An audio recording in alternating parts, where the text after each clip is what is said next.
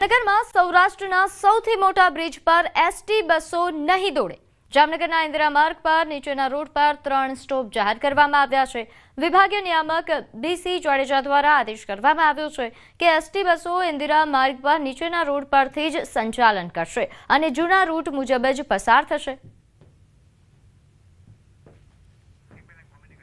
તો સૌરાષ્ટ્રના સૌથી મોટા બ્રિજ પર એસટી નહીં દોડે આ પ્રકારનો નિર્ણય લેવામાં આવ્યો છે। નવો ફ્લાયઓવર બ્રિજ કે જ્યાં એસટી નહીં દોડે। જે જાહેરનામું હતું એસટી બસોને ટાઉન હોલ થઈને ચલાવી તે બંધ કરેલ છે અને ફરજિયાત આપણો જે જૂનો રૂટ હતો એટલે કે બસ સ્ટેન્ડેથી નીકળે ત્યારબાદ 7 રસ્તા સર્કલ પછી અંબર ચોકડી જૂનું રેલવે સ્ટેશન છે તે અને ત્યારબાદ હાલાર હાઉસ પાસે જે સ્મશાન ચોકડી છે ત્યાં આપણે સ્ટોપ આપેલ છે।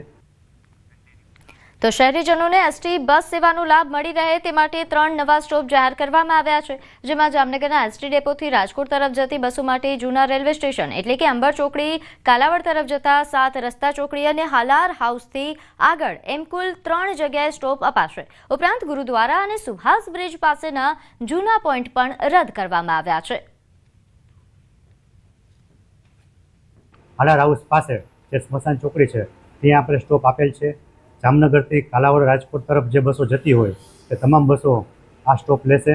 એ જ રીતે રાજકોટ તરફથી આવતી બસો સૌ પ્રથમ રાજપાટથી આગળ થઈને જે સ્મશાન ચોકડી આપણે કહીએ છીએ સુરેશ સ્મશાન માર્ગ ત્યાં ઊભી રહેશે। ત્યારબાદ જૂનું રેલવે સ્ટેશન છે ત્યાં ઊભી રહેશે અને ત્યારબાદ 7 રસ્તાએ ઊભી રહેશે અને પછી બસ સ્ટેન્ડે આવશે। જે પબ્લિકની ડિમાન્ડ હતી કે પટેલ કોલોની વિસ્તાર છે કે એ બાજુના જે એરિયામાં બધા રહેતા હતા એને તકલીફ પડતી હતી તો એનું આ તકે નિવારણ પણ થશે અને મહત્તમ પેસેન્જરો આ રૂટનો લાભ લે એવી અમારા તરફથી વિનંતી છે। વાત કરીએ ઠંડીને લઈને હવામાન વિભાગે આગાહી કરી છે। આગામી 7 દિવસ તાપમાન યથાવત રહેશે। લઘુત્તમ તાપમાન સામાન્ય કરતાં વધુ નોંધાયું છે। નલિયાનું લઘુત્તમ તાપમાન 11.6 ડિગ્રી નોંધાયું તો અમદાવાદનું લઘુત્તમ તાપમાન 17 ડિગ્રી રહી શકે। તેજ પવનના કારણે વહેલી સવારે ઠંડીનો અહેસાસ થઈ રહ્યો છે। आने वाला अगले 7 दिन के लिए 5 से लेकर 11 दिसंबर तक मौसम आमतौर पर शुष्क रहने का पूर्वानुमान दिया गया है। वो मिनिमम जो तापमान है, लघुत्तम तापमान जो है कोई बड़ा बदलाव नहीं रहेगा, लेकिन थोड़ा डिक्रीजिंग ट्रेंड में रहेगा। और जो अहमदाबाद का फोरकास्ट है मेनली क्लियर स्काई रहेगा और इसमें तापमान जो है लघुत्तम तापमान 17 डिग्री सेंटीग्रेड के आसपास रहने का पूर्वानुमान दिया गया है। जो लघुत्तम तापमान अगले पिछले जो 24 घंटा गया है उसमें कोई बड़ा बदलाव नहीं था। जो नॉर्मल से कंपेयर करें, सामान्य से साथ कंपेयर करें तो जो हमारा सौराष्ट्र का रीजन था बिलो नॉर्मल था और जो उत्तरीय क्षेत्र है गुजरात की वो अबव नॉर्मल थे इन पार्ट्स और बाकी जो एरियाज है इसमें नॉर्मल कोई बड़ा बदलाव नहीं था। નગર અને વઢવાણ જોડિયા શહેરોની વચ્ચેથી પસાર થતી ઐતિહાસિક ભોગાવો નદીમાં જળકુંભીનું સામ્રાજ્ય જોવા મળી રહ્યું છે। અહીં જાળવણીના અભાવે હાલ આ ભોગાવો નદી જાણે વિશાળ ગટર બની ગઈ હોય તેવી સ્થિતિ સર્જાઈ છે। અગાઉ તંત્ર દ્વારા ભોગાવો નદીનું સફાઈ અભિયાન શરૂ કરવામાં આવ્યું હતું, પરંતુ તે માત્ર બતાવવા પૂરતું હોય તેવા દ્રશ્યો પરથી હાલ તેવું લાગી રહ્યું છે। ભોગાવો નદીની દુર્દશાને લઈને નદીની આસપાસના વસતા લોકોને પણ પારાવાર હાલાકી ભોગવવી પડે છે। તેથી લોકોએ કંટાળીને આખરે આંદોલન કરવાનો નિર્ણય લીધો છે। એકલી જળકુંભીની લીલી ચાદર જ દેખાય છે, જેના કારણે જળકુંભી એવી પ્રજાતિ છે કે જે આપોઆપ વધતી જાય। નીચે એના કૂચડા એટલા વળેલા હોય, એમાં કોઈ પશુ કે કોઈ મનુષ્ય જો ભૂલથી અંદર પડી ગયો હોય કે જતો રહે તો એ ફસાઈ જાય। ગાંધી વેલ જેવું છે ભોગાવાની અંદર, પુલને ચારે બાજુ પથરાઈ ગયું છે બધે, અને આ બધું સાફ કરો અને પાણી પણ સાફ કરો। પાણી પણ દેખાતું નથી અને લોકોને કદાચ કઈ આકસ્મિક બનાવ બન્યો અથવા કોઈ ભોગાવમાં કેનાલમાં ક્યારે પાણી છોડવામાં આવે ત્યારે ઘડિત બનાવ બને ત્યારે વેલાની અંદર માણસો ફસાઈને મરી જાય છે। તો આવા વેલા જે છે એ સ્વચ્છતા અભિયાન નામે મીંડું છે। તમે જો 2 દિવસ પહેલા અમે જોયું તો અડધા ભોગાવમાં પાણી દેખાતું હતું, અડધા ભોગાવમાં વેલ હતી। તો આજે પાછું જોવા ગયા તો એ જેટલો વિસ્તાર હતો એ તમામ વિસ્તારની અંદર એટલી બધી રાતોરાત ફેલાઈ ગઈ કે જેની કોઈ સીમા નથી। સુરેન્દ્રનગર વઢવાણ શહેરની મધ્યમાંથી પસાર થતી ઐતિહાસિક ભોગાવો નદીમાં તંત્રના જાળવણીના અભાવે ક્યાંક ને ક્યાંક હાલ સમગ્ર જે નદી છે એમાં જળકુંભી વેલનું જે છે સામ્રાજ્ય જોવા મળી રહ્યું છે। એક તરફ સમગ્ર ભોગાવો નદી છે એમાં ગંદકી અને કચરાના ઢગલાઓ જોવા મળી રહ્યા છે, બીજી તરફ હાલ છેલ્લા ઘણા સમયથી આ જે સમગ્ર નદીનો પટ છે એમાં સમગ્ર નદીના પટમાં જળકુંભી નામની જે વેલ આવે છે આ વેલનું સામ્રાજ્ય જોવા મળી રહ્યું છે।